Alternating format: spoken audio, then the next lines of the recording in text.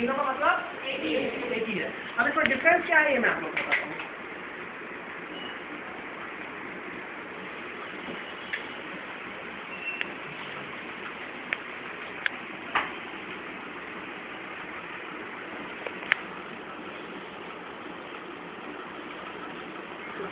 अलग से लिख लीजिए, जैसे मैं लिख रहा हूँ मे बी,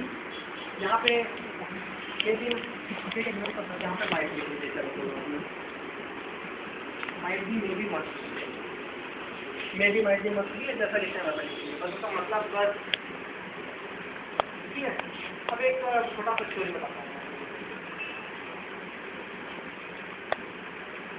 अगर आपने मुझसे पूछा कि सर आपका भाई कहाँ है,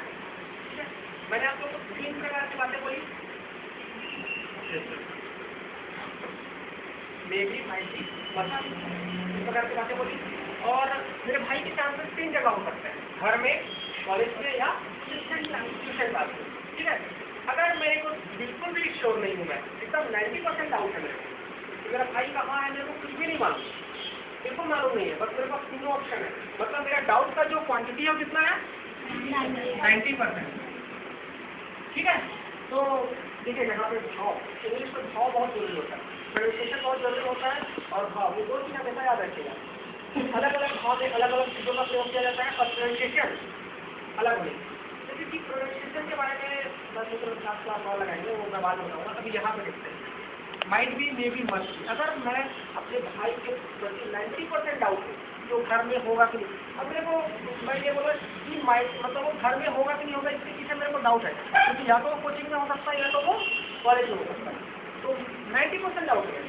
तो मैं माइट का प्रयोग करूँगा कि माइट भी हो, कि माइट भी हो, एकदम मतलब मेरे को डाउट है कि माइट भी हो, आई एम नॉट श्योर कि माइट भी हो, ठीक है, वो होगा 90% डाउट है ना, बिल्कुल श्योर नहीं। अब मैंने उसके दोस्त को फ़ोन करके पूछा, ठीक है, अब उसका दोस्त को फ़ोन करके पूछा मैंने कि यार छोटू का, मेरा भाई का नाम छोटू है, तो छोटू कहाँ है, वो बोलेगा कि भैया छोटू जो है घर में है। अब मेरी जो कन्फ्यूजन है थोड़ा कम हो गई, डाउट है कम हो गई, यार जब उसका दोस्त बोल रहा है इसका मतलब वो घर में ही होगा, कहीं और नहीं होगा, तो दोस्त को झूठ बोलेगा नहीं, लेकिन फिर भी दोस्त बोल रहा है, क्या गारंटी है कि नहीं, दोस्त तो होते ही हैं, अपने भाई को बचाने के लिए खेल रहा होगा तो बोल दिया घर में रहता है ना, सब में रहता है, वो तो बहुत नॉर्मल सी बात है, ठीक है। तो अब मैं फिर से मेरा डाउट हो गया 50%, अब मेरा 90% डाउट नहीं रहा, अब मैं उसके ऊपर थोड़ा ट्रस्ट भी करता हूँ, अपने दोस्त के ऊपर थोड़ा सा ट्रस्ट भी नहीं करता हूँ, तो 50%। तो यहाँ पे अगर मुझे कोई पूछता है कि तुम्हारा भाई कहाँ है, तो मैं बोलूँगा ही मे बी इन हो, मे बी इन होम क्यों बोलूँगा, क्योंकि मेरे को सिर्फ 50% डाउट है, 90% डाउट रहेगा तो माइट बी इन हो। यहाँ तक क्लियर है, बिल्कुल क्लियर है, यस सर, थोड़ा डाउट ना। अब तीसरी बात करेंगे, अब मेरे से अब बहुत हो गया यार, मैं बोला यार बहुत हो गया, अब मेरे को एकदम श्योर करना ही, अब मैं उसको कॉल लगा दिया, छोटू को कॉल लगा दिया, अब छोटू को पूछा छोटू कहाँ है, अब छोटू बोला कि मैं तो घर में हूँ करके, अब मैं एकदम श्योर हो गया, वो झूठ बोल सकता है, लेकिन मेरा भाई है करके मैं यहाँ पे 90% डालूंगा। अब मेरा भाई बोल रहा है मतलब वो घर में ही होगा, लेकिन फिर भी 10% मेरे मन में खटेगा यार, हो सकता है यार वो हो या ना हो सकता है, मैं तो श्योर हूँ वो झूठ भी बोल सकता है, लेकिन मुझे बचपन का कॉन्फिडेंस है जिसको मैं 18 साल से जान रहा हूँ, जो 20-22 साल की उम्र है हमारी, और हम लोग 20-22 साल से एक साथ हैं, तो इतना तो है कि झूठ नहीं बोलेगा, रिस्पेक्ट करता है ना। तो अगर मेरे से तो पूछा भैया आपका भाई कहाँ है, तो मैं बोलूँगा अरे मैं उससे बात कर सकता हूँ फोन में, ही मस्ट बी इन हो, देखिए वजन लग रहा है कि माइट बी हो कि मे बी हो, ही मस्ट बी इन हो, तीनों का मतलब समझ आ गया आप लोगों को,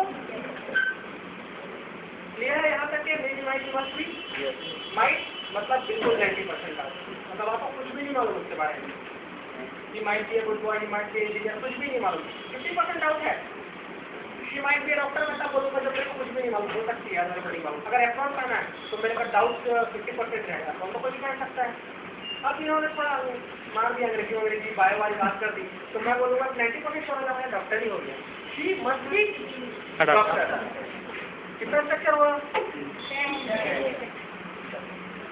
10 स्ट्रक्चर, अब 11वें में बढ़ते हैं अपन।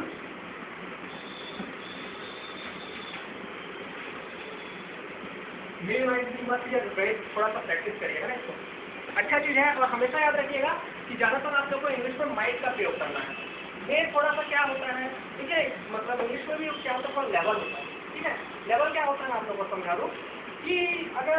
मतलब थोड़े इंडिपेंडेंट फॉर्म में जाएंगे, अगर तो नॉर्मल फॉर्म में रहेंगे आप लोग तो कैन यूज करते हैं लोग, कैन, आई कैन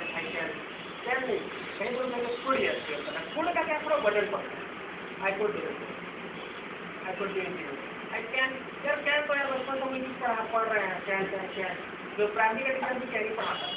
तो कुड प्रयोग करना, बिल की जगह वुड प्रयोग करना, तो थोड़ा वजन वाली इंग्लिश में थोड़ा, क्योंकि इंग्लिश को अंग्रेजों की तरह बोलना सीखा जाता है, ठीक है। अब यहाँ पे आ गए हम लोग, और वैसे ही माइट का प्रयोग करना कभी भी, माइट जो कि एडवांस फॉर्मेट है,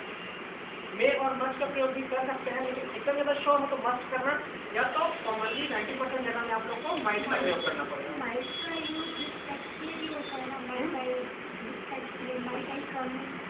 नहीं, वो क्वेश्चन फॉर्मेट में उसको अगर हम सामने का रिस्पेक्ट करते हैं वो क्या है, जब उसकी हम समझ में आएगा जो हाईली रिस्पेक्टेड होती है उनके माइट यूज करते हैं, रिस्पेक्टेड पर्सन है तो माइट करना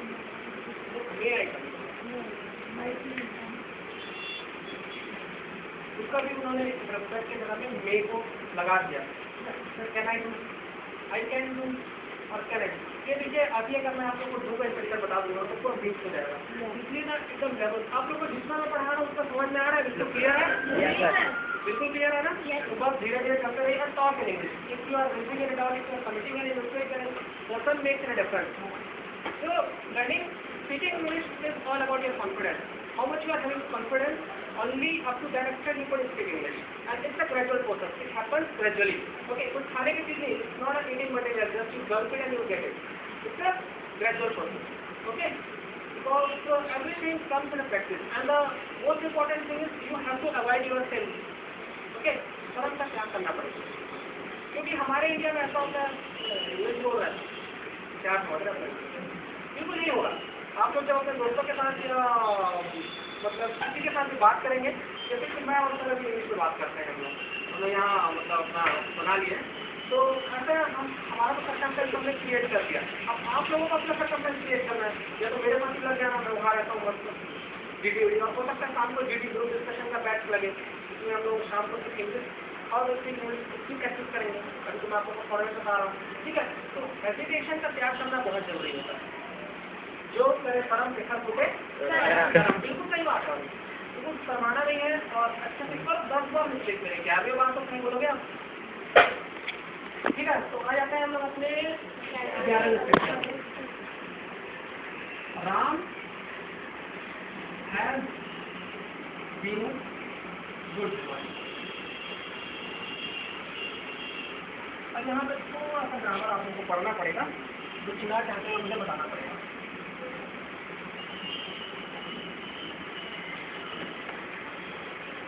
Ram has been good boy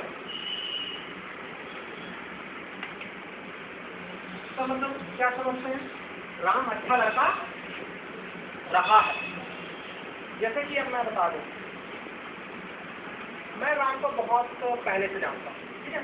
Ram को, श्याम को, मोहन को, किसी का भी एग्जाम्पल ले लूँ, मैं जब 10वीं पढ़ता था तब भी वो अच्छा लड़का है, और अभी अच्छा लड़का था, और अभी भी वो अच्छा लड़का है, तो मैं क्या प्रयोग करूँगा, Ram has been a good boy, ठीक है, क्योंकि मैं उसको बहुत पहले से जानता हूँ, और पास्ट से लेकर अभी तक के वो अपनी स्थिति को बरकरार रखा हुआ है, अपनी स्थिति को चेंज नहीं किया। हम लोग बी टाइप की बात कर रहे हैं ना, याद रखिएगा, ये पूरा जो सेंटेंस है बी टाइप में, आप लोग एक बार और इसको देख लीजिए, पूरा सेंटेंस जो आपको बी टाइप में ही मिलेगा, ठीक है। तो राम ने अपनी क्या करी है, स्थिति बरकरार रखी हुई है, Ram has been a good boy, इसका मतलब होता है राम अच्छा लड़का रहा है। अब यहाँ पे थोड़ा सा ग्रामर में मैं बता दूँ, इस तरीके लिखे जल्दी जल्दी हम पास, Ram has been a good boy, Ram अच्छा लड़का रहा है।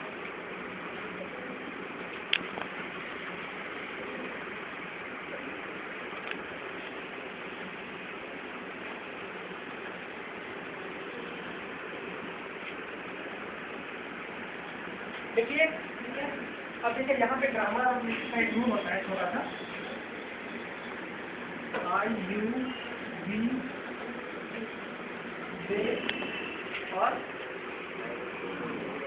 प्लूरल। इसके बाद हम लोग क्या यूज करते हैं? है, और हमारी नापों को नोट करिए, ठीक है।